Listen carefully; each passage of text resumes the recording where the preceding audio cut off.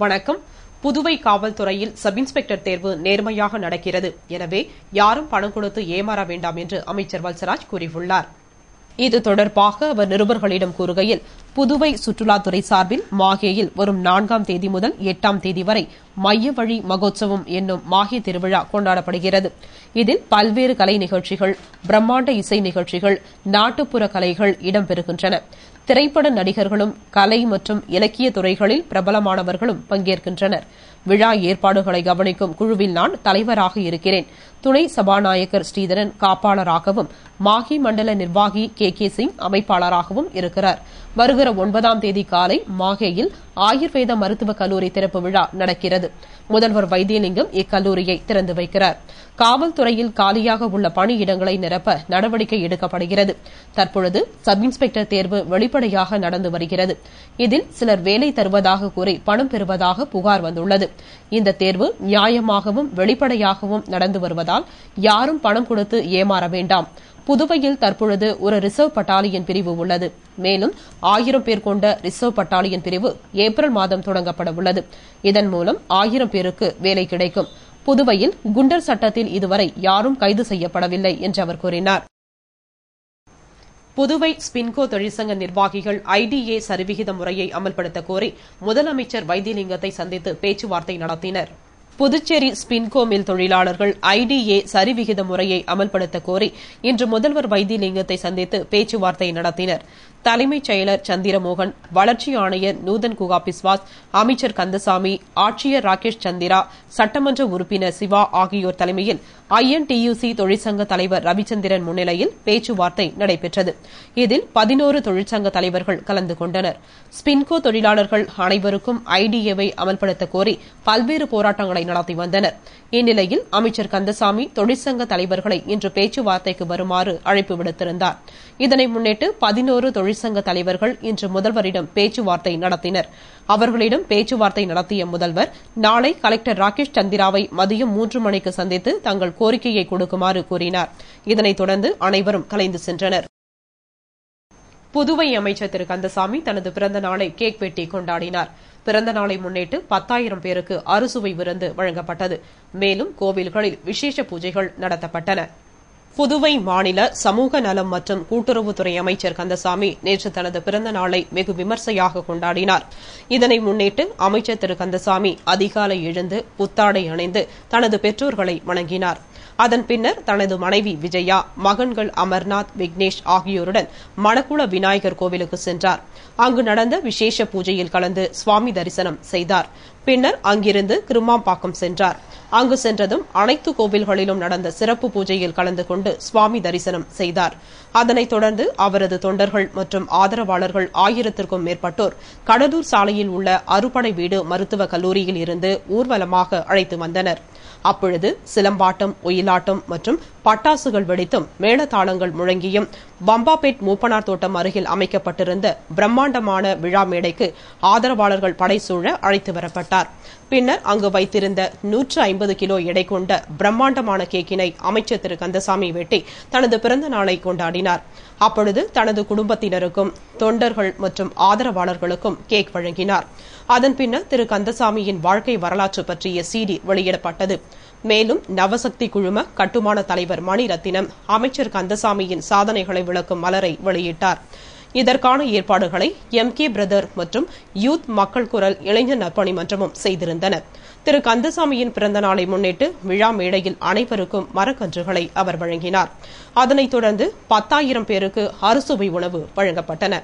பிறந்த நாள் கொண்டாடிய அமைச்சர் திரு கந்தசாமிக்கு மத்திய இணையமைச்சர் திரு நாராயணசாமி, காங்கிரஸ் தலைவர் AV சுப்பிரமணியன், முதலமைச்சர் திரு வைத்தியலிங்கம், சபாநாயகர் ராதாகிருஷ்ணன், மேல்சபை MP கண்ணன், அமைச்சர் நமச்சிவாயம், திமுக அமைப்பாளர் ஜானகிராமன், சட்டமன்ற உறுப்பினர்கள் SP சிவகுமார், சிவா, நந்தா சரவணன், லட்சுமி நாராயணன், ஏழுமலை, மாரிமுத்து, புசி ஆனந்த், தியாகராஜன், புதுவை நகராட்சி துணைத் தலைவர் ஜான்குமார், பாகூர் கொம்யூன் பஞ்சாயத்து தலைவி முனியம்மாள், சமூக நல வாரிய தலைவி பக்கரியம்மாள், மகளிர் ஆணைய தலைவி கமலினி, காங்கிரஸ் பொதுச் செயலாளர்கள் விநாயகமூர்த்தி, பாண்டியன், இளையராஜா, இளைஞர் காங்கிரஸ் தலைவர் சங்கர், ஏம்பலம் வட்டார காங்கிரஸ் தலைவர் ராதாகிருஷ்ணன், ஏம்பலம் இளைஞர் காங்கிரஸ் தலைவர் குமரேஸ்வரன், முன்னாள் சட்டமன்ற உறுப்பினர்கள் நீலகங்காதரன், இளங்கோ, ஏம்பலம் தொகுதி திமுக செயலாளர் ஏம்பலம் செல்வம், கதிர்காமம் வட்டார காங்கிரஸ் தலைவர் ஏகேடி ஆறுமுகம், திருவாண்டார் கோவில் காந்தி, கவுன்சிலர் வீரப்பன், ஜெயபால் உட்பட பலர் திரு கந்தசாமிக்கு பிறந்தநாள் வாழ்த்துக்களை கூறினார்கள்.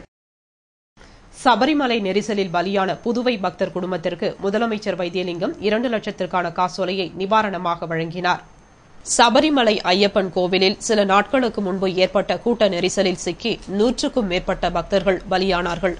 இதில் புதுவை பவளக்காரன் சாவடியைச் சேர்ந்த கணேசன் மற்றும் அவரது மகன் ரோஹித் ஆகியோரும் இறந்தனர். பலியான குடும்பத்திற்கு முதலமைச்சர் நிவாரண நிதியில் இருந்து தலா 1 லட்சம் வீதம் 2 லட்சம் நிவாரணம் வழங்கப்படும் என முதல்வர் அறிவித்திருந்தார். அதன்படி நிவாரணம் வழங்கும் நிகழ்ச்சி சட்டசபையில் உள்ள முதல்வர் அறையில் நடைபெற்றது. நிகழ்ச்சியில் முதலமைச்சர் வைத்தியலிங்கம் 2 லட்சத்திற்கான காசோலையை கணேசனின் மனைவியிடம் வழங்கினார்.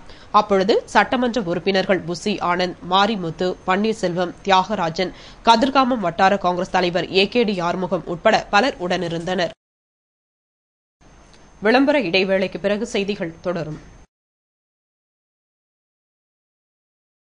அன்னையும் பிதாவும் முன்னறி தெய்வம், அன்னையும் பிதாவும் முன்னறி தெய்வம், அன்னையும் பிதாவும் முன்னறி தெய்வம், அன்னையும் பிதாவும் முன்னறி தெய்வம். ஏன்னா ஒரே தடவை சொன்னா மனப்பாடமாகாது, திரும்ப திரும்ப சொல்லணும்.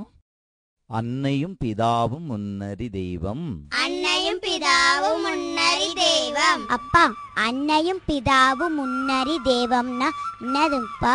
அன்னைன்னா அம்மா, அம்மா இருக்காளா? பிதான்னா அப்பா, நான் இருக்கேன். நாங்க 2 பேரும் தான் உங்களுக்கு கடவுள். பெத்தவங்களை கடைசி வரைக்கும் காப்பாற்ற வேண்டியது பிள்ளைங்களுடைய கடமை. அதத்தான் அன்னையும் பிதாவும் முன்னறி தெய்வம்னு இதுல சொல்லிருக்காங்க. புரியுதா? இப்ப சொல்லுங்க. அன்னையும் பிதாவும் முன்னறி தெய்வம், அன்னையும் பிதாவும் அன்னையும் பிதாவும். யாரா அவன் காலங்காத்தால வந்து கத்தின்னு இருக்கிறான்? நீங்க படிச்சுன்னு இருக்க. இப்படி வந்து இங்க கத்தலாம் தெரியலையே. என்னயா என்ன? ஏன் வீட்டு வாசல் வந்து கத்தின்னு இருக்க? நீ என்ன விஷயம்? யோ, உம்மா நாய 4 நாளா கோயிலாண்டே படுத்து கிடக்குறாங்க. சாப்பிட்டாங்களா இல்லையா தெரியல, காய்ச்சல் வேற அடிக்குது. முதல்ல ஹாஸ்பிட்டல் கூட்டு போயா, ஏதாவது ஒண்ணு கிடக்க ஒண்ணு ஆயிட போகுது. யோ, எங்க அம்மாவுக்கும் என் பொண்டாட்டிக்கும் 4 நாளைக்கு முன்னாடியே சண்டையா, அதனால அவங்களை நான் வீட்டை விட்டு வெளியே தட்டிட்டேன். இனிமே எனக்கும் அவங்களுக்கும் எந்த சம்மந்தமும் கிடையாது. இன்னொரு தடவை அவங்க கதை எடுத்து நீங்க வந்த உனக்கு மரியாதை கெட்டுரும். பயா வந்துடுறானுங்க நியாயம் பேச. உன்னை பெத்தவங்க தானே அவங்க. உன்னை வளர்க்க எவ்வளவு கஷ்டப்பட்டிருப்பாங்க.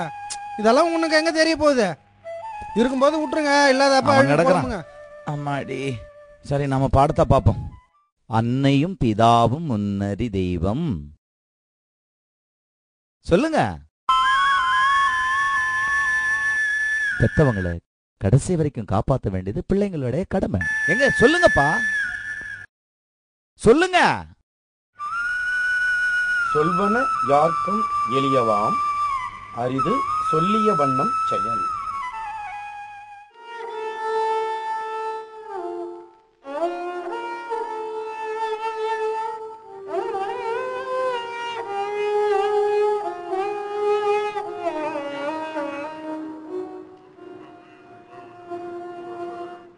கல்லில் கூட கடவுளை காணும் மனிதர்களே, கருவில் சுமந்தவர்களை தெருவில் விடலாமா? செய்திகள் தொடர்கின்றன. காலாப்பட்டு நச்சுவாயு கசிவால் பாதிக்கப்பட்ட மக்களுக்கு இழப்பீடு வழங்க வலியுறுத்தி கலெக்டர் அலுவலகத்தை முற்றுகையிட்ட விடுதலை வேங்கைகள் கைது செய்யப்பட்டதால் அங்கு பரபரப்பு ஏற்பட்டது. காலாப்பட்டு தொழிற்சாலைகளில் இருந்து நச்சுவாயு கசிவால் பாதிக்கப்பட்ட மக்களுக்கு தலா 50,000 இழப்பீடு வழங்க வேண்டும், சம்பந்தப்பட்ட தொழிற்சாலைகளின் உரிமங்களை ரத்து செய்ய வேண்டும் என்பதை வலியுறுத்தி மாவட்ட கலெக்டர் அலுவலகத்தை முற்றுகையிடப் போவதாக விடுதலை வேங்கைகள் அமைப்பு அறிவித்தது. அதன்படி இன்று காலை சாரம் மாவட்ட கலெக்டர் அலுவலகம் அருகே விடுதலை வேங்கை அமைப்பினர் திரண்டனர். அமைப்பாளர் மங்கைய செல்வம் தலைமை தாங்கினார். மாநில அமைப்பாளர் குப்புராசு, துணை பொதுச் செயலாளர் கோதண்டபாணி ஆகியோர் முன்னிலை வகித்தனர். கோரிக்கையை வலியுறுத்தி கோஷமிட்ட அவர்கள் கலெக்டர் அலுவலகத்தை முற்றுகையிட முயன்றனர். அவர்களை கோரிமேடு இன்ஸ்பெக்டர் பாஸ்கரதாஸ் தலைமையிலான போலீசார் தடுத்து நிறுத்தி கைது செய்தனர். அப்பொழுது போலீசுக்கும் மீனவர்களுக்கும் தள்ளுமுள்ளு ஏற்பட்டது. அவர்களை லாஸ்பேட்டை இன்ஸ்பெக்டர் பாலகிருஷ்ணன் சமாதானப்படுத்தி வேனில் ஏற்றினார். மங்கையர் செல்வன் உட்பட 51 பேர் கைது செய்யப்பட்டனர். இதனால் அங்கு சிறிது நேரம் பரபரப்பு ஏற்பட்டது. இடதுசாரி கட்சிகளின் அரசியல் விளக்க தெருமுனை பிரச்சாரம் முத்தியால்பேட்டை மணிகுண்டு எதிரில் சட்டமன்ற உறுப்பினர் விஸ்வநாதன் முன்னிலையில் நடைபெற்றது. புதுவை முத்தியால்பேட்டை மணிகுண்டு எதிரில் இடதுசாரி கட்சிகளின் அரசியல் விளக்க தெருமுனை பிரச்சாரம் நடைபெற்றது.